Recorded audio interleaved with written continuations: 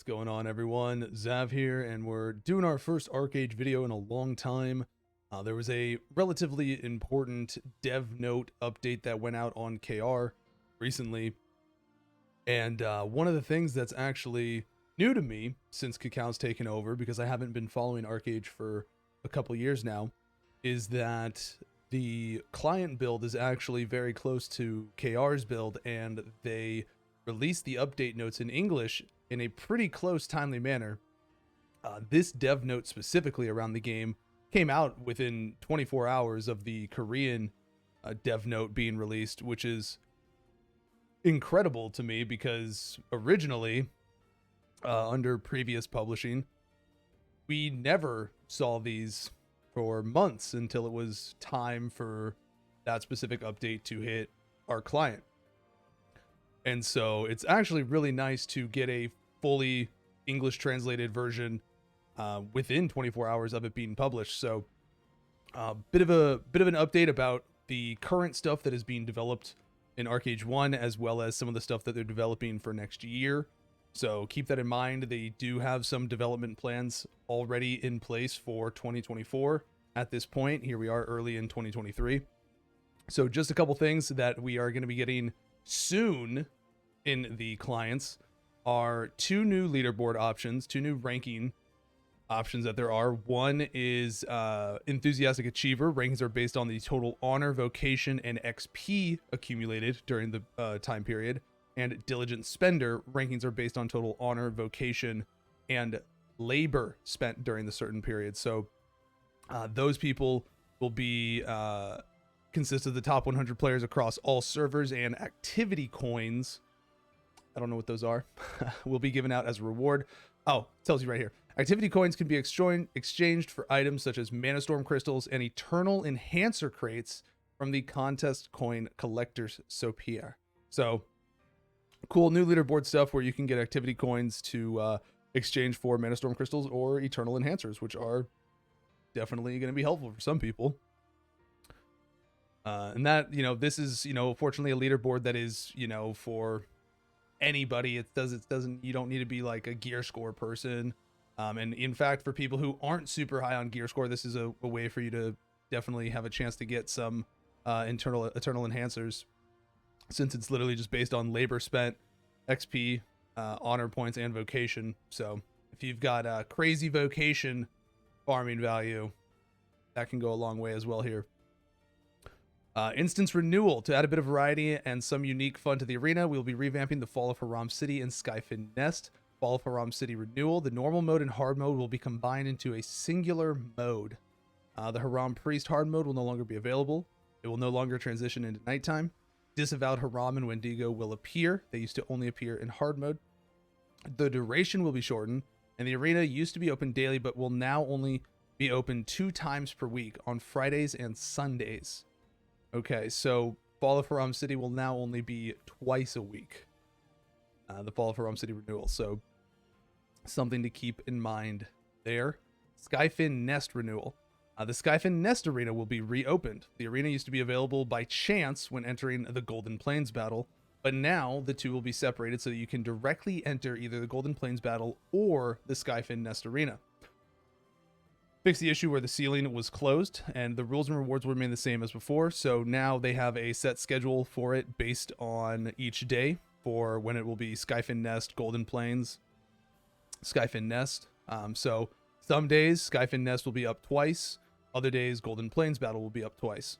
So you're going to want to keep track of the calendar just so you know which ones are on which days. We're getting T3 Erenor Accessories. After a very long time, there have not been T3 accessories, but you will finally be able to awaken Erenor Accessories to a higher tier. You can awaken a Mythic or higher grade Radiant Erenor Accessory into a Brilliant Erenor Accessory by using the Awakening Scroll.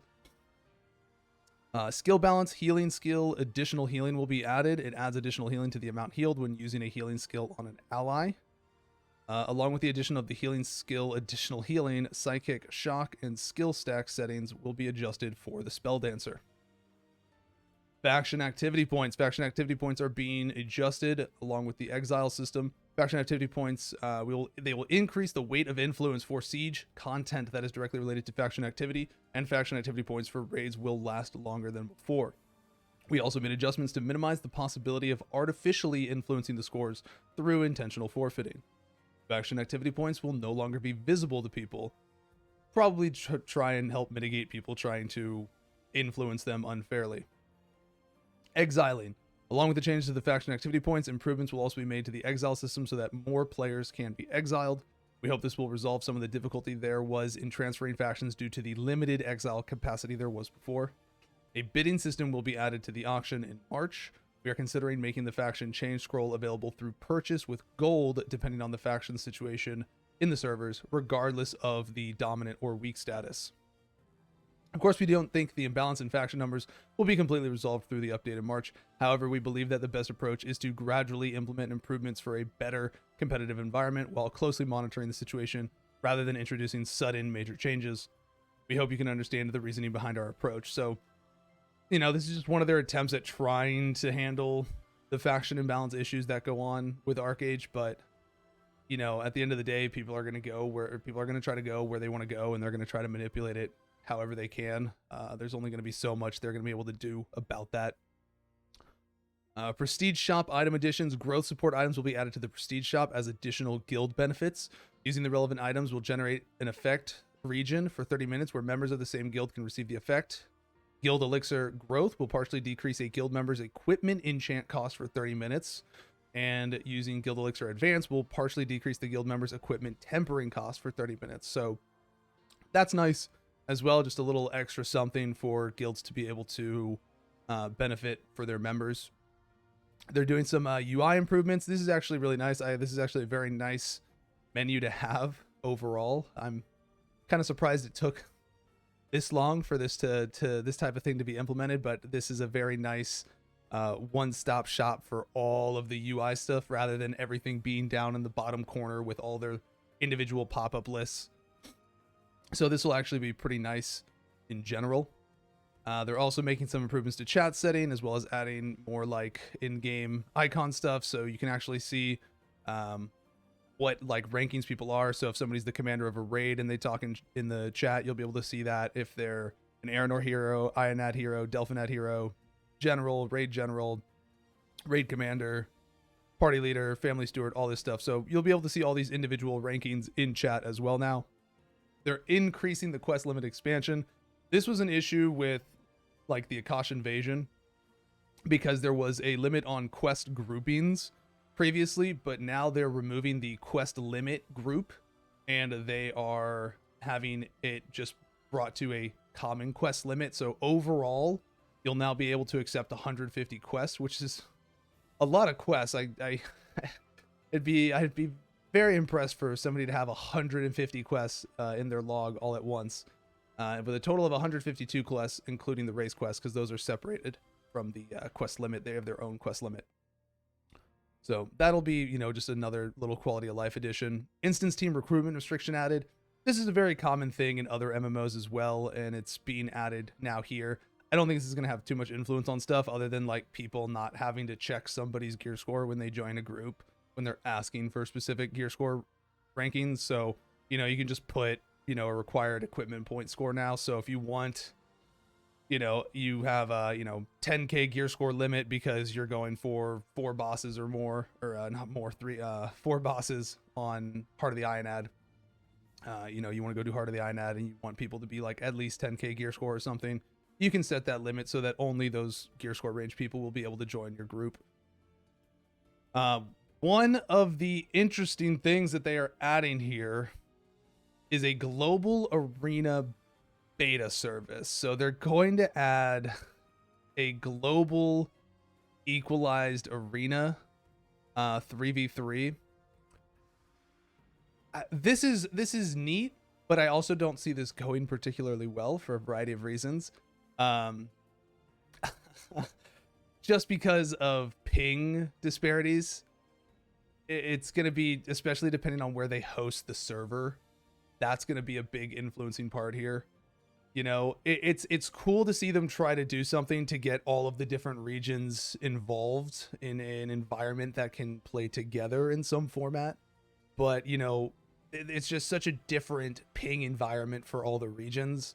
Like, I can't imagine Korean players wanting to play in an equalized arena where they're accustomed to playing on 5 to 10 ping, and now they're playing on like 70 ping because, you know, like they try to go with like a centralized server location where they're now playing with like 70 to 100 ping, and like it's just a completely different ping environment than what they would be used to.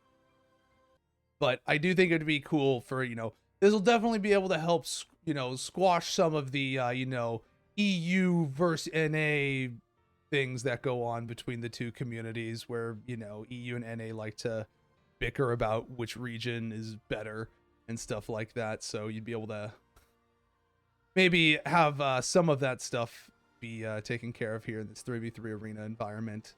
But it's a cool thing nonetheless. I'm very curious to see where they're going to host the region, and just what that ping's going to be like overall. But it's cool nonetheless that they're trying it out. Stuff that they have developed, that they're developing for the future. Daru Transformation and Vocation content. This was something that I thought was very interesting. There's a lot of people in ArcheAge that will just brush this off because a lot of like potato farming and like just being a, you know, Care Bear farmer kind of stuff, activities have kind of gone down the drain lately with the direction the game's gone and haven't become as important or as integral to the day-to-day. And it's a Daru transformation system where if you meet a specific requirement, you'll be able to activate a skill that lets you transform into a Daru for a specific period of time. And when you transform into the Daru, you'll be able to enjoy all proficiency related activities plus various benefits. So this is an interesting thing because one of the issues that has always existed with proficiency stuff is you are limited to how high you can take X amount of proficiencies because it's restricted per character for how many rank ups you can do. So if this proficiency thing with the Daru lets you have max proficiency in everything for a certain period of time, because it doesn't say specifically, but let's assume it's max proficiency for a period of time, that's a really cool thing for you to be able to do, because then it lets you really focus entirely on the gathering elements, and then you can engage in all of the crafting parts within a certain time period when you go into the Daru mode. So it lets, you know, people have more individual agency over their crafting rather than having like 3 different alts that have different proficiencies maxed out, that type of thing. As much as we would like for people to be reliant on one another, people just rely on their alts a lot of the time. And then finally, the fairy race is finally being announced. They are going to bring the fairy in 2024. So they are still planning to provide update and support for the game through 2024 at this time. Will be very curious about how the support of the game is going to go once ArcheAge 2 is out. But at this time, they are going to be releasing Fairy in 2024 for ArcheAge. And fairies are going to be a faction neutral race initially. And they will be a female only character. So you'll be a female only fairy. And as you go through your questing initially, you will then be able to choose your faction at some point. So you'll be able to be Piranha or Nuya when you want to make that decision. But initially, fairies will be factionless. So the first neutral race, if you will, for ArcheAge. So that's going to be something cool for a lot of people because fairy's been waited for a long time. Very, very long time. As well as the undead race, but you know, I don't know that one's gonna happen. But that wraps up the update though that they dropped just the other day, and really cool to see us get an English translated version again in a really quick time period. You know, we used to have to, you know, go on to the KR website on Google Chrome and then Google translate everything, and the translations would always be really scuffed, and we'd have to try to decipher everything as best we could. But you know, it's nice to have like a properly translated English version of the updates that are coming in the future for it. So that's the current stuff that's on the horizon with ArcheAge. And we're going to have another video coming soon talking about a hot topic regarding transfers and merges that people are wanting between ArcheAge Legacy and AAU, as well as, and, our own thoughts on it. But that's all for now. Thanks for hanging out. If you want to catch us live on Twitch, twitch.tv/Zav, take care and have a good one.